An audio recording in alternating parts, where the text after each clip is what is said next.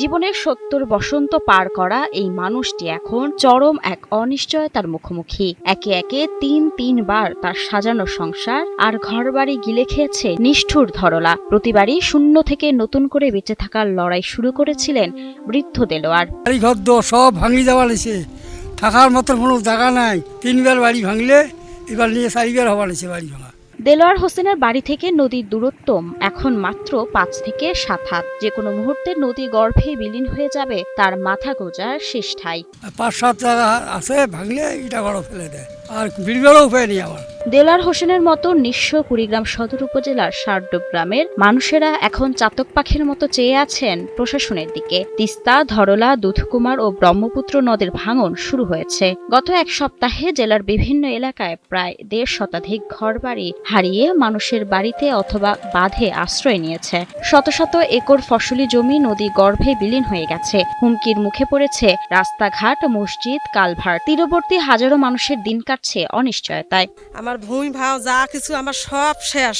আমার এদিকে বাচ্চা কোচ্চা যা কিছু লেখাপড়া অনেক ধ্বংস হয়ে যাবেছি। মনে করতে হল্লায় শোক শেষ করে দিল। এখন শুধু বাড়ি ভিটেটা করি আছে, সেও বাড়ি ভিটেটা করে চলে যাবার লাগছে।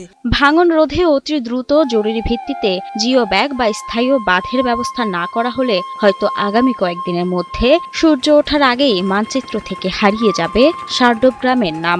আমরা এই ৭৪ সাল থেকে এই চরে বসবাস করি। এই তখন থেকে বাড়ি ভাঙতে আমরা ক্লান্ত হয়ে গেছি।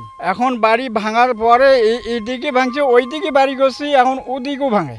সারডোব গ্রামে ভাঙন রোধে 75 মিটার ইমার্জেন্সি জিও ব্যাগের ব্যবস্থা করা হয়েছে। পর্যায়ক্রমে আরো নতুন কাজের অনুমতি পেলে ভাঙন রোধ বাস্তবায়ন করা হবে বলে আশ্বাস দেন কুড়িগ্রাম পানি উন্নয়ন বোর্ডের নির্বাহী প্রকৌশলী মোহাম্মদ রাকিবুল হাসান। জিও ব্যাগ দ্বারা ইমার্জেন্সি ভিত্তিতে আমরা প্রতিরক্ষামূলক ব্যবস্থা নিচ্ছি। বাকি জায়গাগুলো পর্যবেক্ষণে আছে।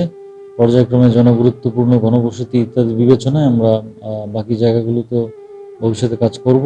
বর্ষার পানি আরও বাড়ার সঙ্গে সঙ্গে নদী ভাঙনের আশঙ্কা বাড়ছে কুড়িগ্রামে। দ্রুত কার্যকর প্রতিরোধ ব্যবস্থা ও ক্ষতিগ্রস্ত পরিবারগুলোর পুনর্বাসনের দাবি জানিয়েছেন স্থানীয়রা। এখন নদী পাড়ের মানুষের একটাই প্রত্যাশা, ভাঙন রোধে দ্রুত পদক্ষেপ নেবে প্রশাসন।